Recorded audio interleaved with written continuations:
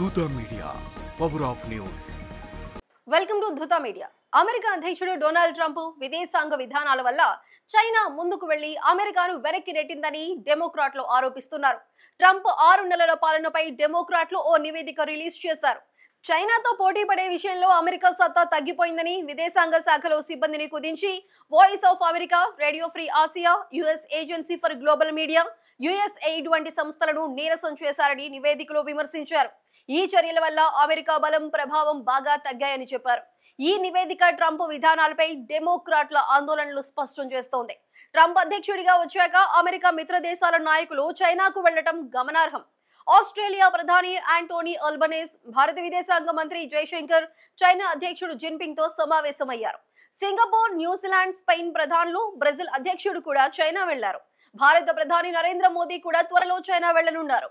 ఈ పర్యటనలు చైనా పట్ల పెరుగుతున్న ఆసక్తిని చూపిస్తున్నాయి. మిత్ర దేశాలు కూడా చైనాతో సంబంధాలు బలోపేతం చేసుకుంటున్నాయి. ప్యూ రీసెర్చ్ సెంటర్ సర్వే ప్రకారం చైనా పట్ల ప్రపంచ దేశాల వైఖరిలో మార్పు కనిపిస్తోంది.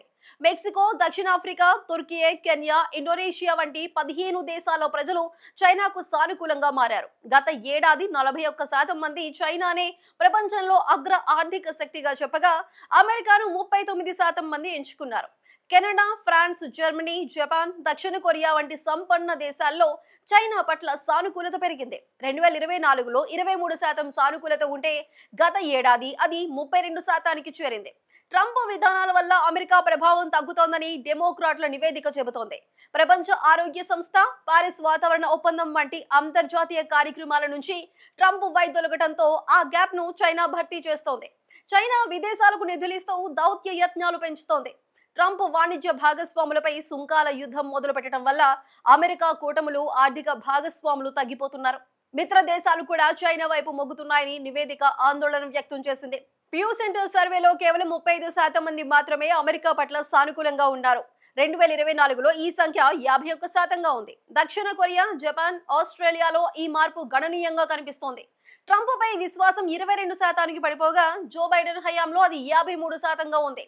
చైనా అధ్యక్షుడు జిన్పింగ్ పట్ల సానుకూలత 2024లో 17% నుంచి గత ఏడాది 24%కి పెరిగింది.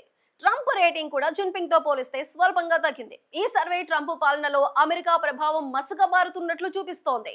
For more updates keep watching Dootha Media. For more updates please subscribe Dootha media.